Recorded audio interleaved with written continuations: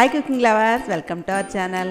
మన ఇంట్లో ఎన్ని రకాల పచ్చళ్ళు ఉన్నా మామిడికాయతో పెట్టుకునే ఆవకాయ మాగాయ పచ్చళ్ళు టేస్ట్ వేరు కదండి. నిలవ పచ్చళ్ళు పెట్టుకుంటాక ఇంకా టైం ఉంది కదా. ఈ లోపల నేను మామిడికాయతోటి ముక్కలు చిన్న ముక్కల కింద కట్ చేసి ముక్క పచ్చడి పెట్టబోతున్నాను. ఈ సీజన్లో మనకి కొంచెం లైట్గా టెంక కట్టిన మామిడికాయలు దొరుకుతున్నాయి కదండి. ఆ కాయలతో ఈ ముక్క పచ్చడి పెట్టేసుకోవచ్చు. ఇది ఒక నెల వరకు కూడా నిల్వ ఉంటుంది. అందాక ఎందుకండి ఈ లోపలనే తినేస్తారు. చాలా బాగుంటుంది, పుల్ల పుల్లగా కారం కారంగా. పెరుగన్నంలో నంచుకుంటాకి టిఫిన్స్లో చట్నీలా కూడా బాగుంటుంది. ఈ పచ్చడి ఏ విధంగా తయారు చేయాలో ఒక వీడియో చూసేద్దామా.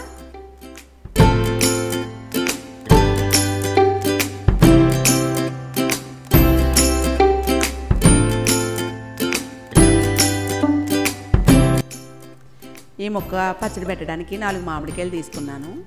ఇవి టెంక కట్టిన కాయలేనండి. వీటిని శుభ్రంగా కడిగేసుకోవాలి, జీడి లేకుండా వాటర్లో వేసి శుభ్రంగా కడిగేసి క్లాత్ తుడిచేసుకొని పక్కన పెట్టుకోవాలి. కొంచెం పచ్చడి పెట్టుకున్నా కూడా మనం తుడిచేసుకుని కట్ చేసుకోవాలండి. ఇలా చేసుకోవడం వల్ల పచ్చడి నిలవ ఉంటుంది. ఇలా తుడిచేసిన కాయల్ని నేను పీలర్తో పైన పీల్ తీసేస్తున్నాను. జీడి తీసేసి శుభ్రంగా క్లాత్ పెట్టి తుడిచేసి ఇలాగా పై పీల్ అంతా తీసేసుకోవాలి. ఇలా ఇన్స్టెంట్గా పెట్టుకున్న మామిడికాయ పచ్చడి అయితే చాలా బాగుంటుందండి. పుల్ల పుల్లగా ఉండి టిఫిన్స్లో కూడా బాగుంటుంది. ఈ విధంగా 4 కాయలని కూడా పైన పొట్టు తీసేసుకోవాలి. ఇవి టెంక కట్టిన కాయలేనండి. ఒక నెల వరకు కూడా నిల్వ ఉంటుంది.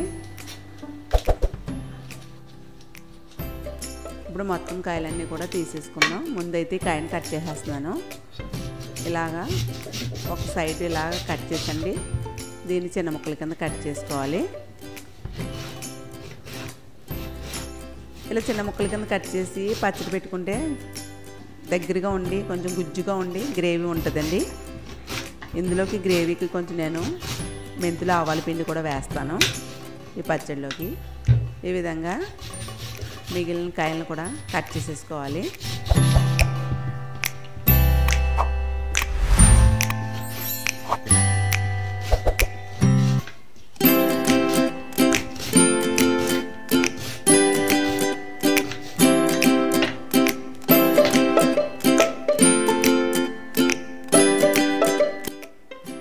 మొత్తం 4 కాయలు కూడా కత్తి పెడితే కోసానండి. టెంక దగ్గర గుంజు కూడా వచ్చేస్తుంది.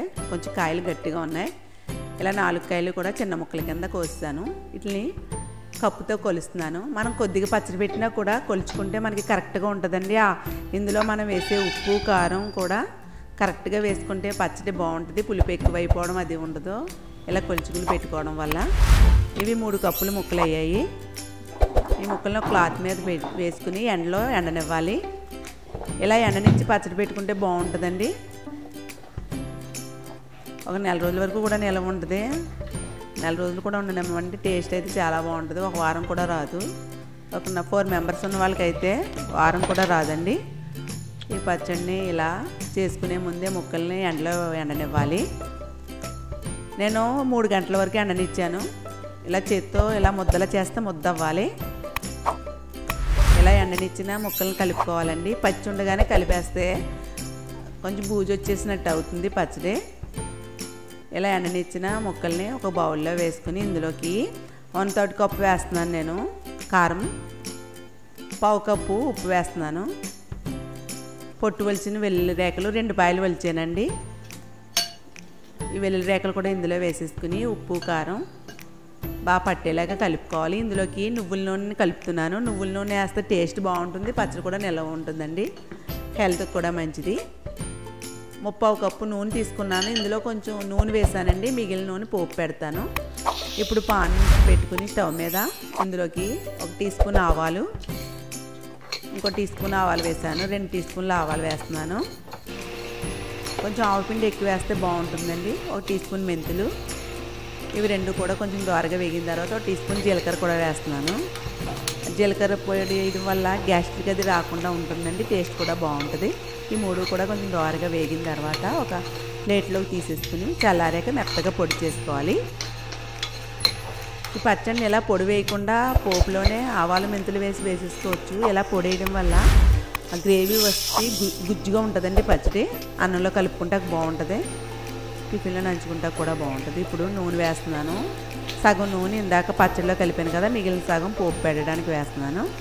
ఇందులోకి 1/2 టీ స్పూన్ ఆవాలు, 1/2 టీ స్పూన్ మెంతులు, 1/2 టీ స్పూన్ జీలకర్ర, ఈ 3 కూడా దోరగా వేయించుకోండి.